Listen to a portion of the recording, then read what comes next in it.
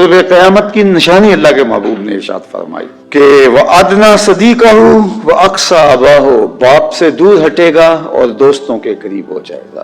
وَأَدْنَا صَدِيقَهُ وَأَقْصَى أَبَاهُ، دوست کو قریب کر لے گا اور باپ کو پیچھے کر دے گا۔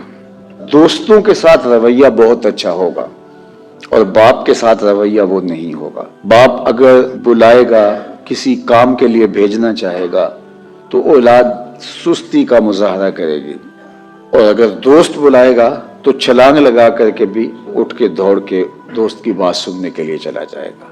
یعنی باپ کی آواز پر نہیں پہنچے گا، دوست کی آواز پہ پہنچے گا۔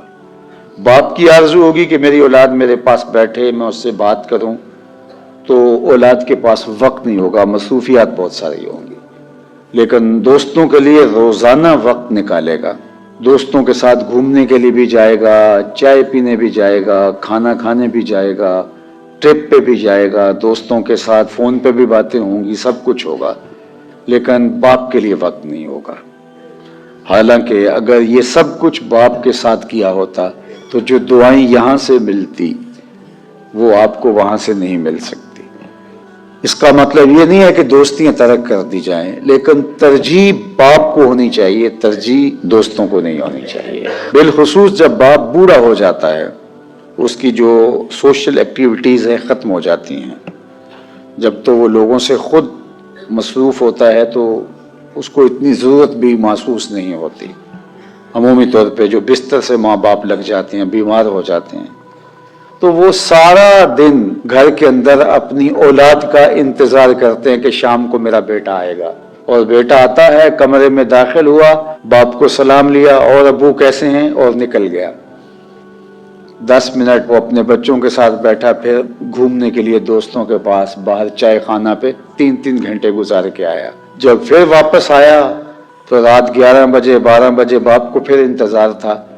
تو یہ فرما بردار بیٹے کی بات کر رہا ہوں، نافرمان تو اولڈ پیپلز ہوم میں چھوڑ آتے ہیں، یہ فرما بردار جو کہلاتے ہیں یہ ان کی بات ہے۔ دوبارہ آیا اور پھر آنکھوں میں نیند چڑھی ہوئی تھی تو کہا کہ صبح دفتر بھی جانا ہے، اچھا ابا جی السلام علیکم، اور پھر اپنے کمرے میں چلے گئے۔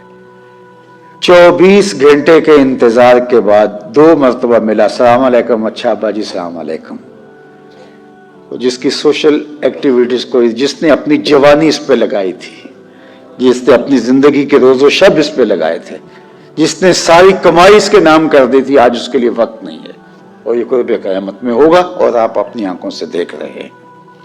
یہ کسی بوڑھے سے پوچھیے جو بستر سے لگا ہوا ہے اور اس کے 4 بیٹے ہیں، 5 بیٹے ہیں، 6 بیٹے ہیں، کوئی بھی اس کو وقت دینے کے لیے تیار نہیں ہے۔ بیٹے بیٹیاں بھی آ کے اس کے پاس نہیں بیٹھتے، دوسری جگہ پہ بیٹھ کے آپس میں گپ شپ لگاتے ہیں، حالانکہ وہ بعض کا چپ بیٹھا ہوتا ہے اور ان کو خوش ہوتا ہوا دیکھ کے خوش ہو رہا ہوتا ہے، لیکن اس کے باوجود بھی اولاد اس کمرے میں اس جگہ پہ بیٹھ کے گپ شپ بھی نہیں لگاتی، اور وہ تھوڑا سا الگ ہو کے بیٹھ جاتی ہے۔ اصل جب وہ اس عمر کو پہنچے گی تو اس کو پتا چلے گا کہ اولاد کی کس قدر ضرورت ہوتی ہے ماں باپ کو۔ وہ پاس خالی بیٹھے رہے ہوں، ماں اور باپ تو صرف چہرہ اولاد کا تکتے رہے تو ان کے اندر سکون اترتا رہتا ہے۔ وہ دوائیاں فائدہ نہیں دیتی جو اولاد کا چہرہ فائدہ دیتا ہے۔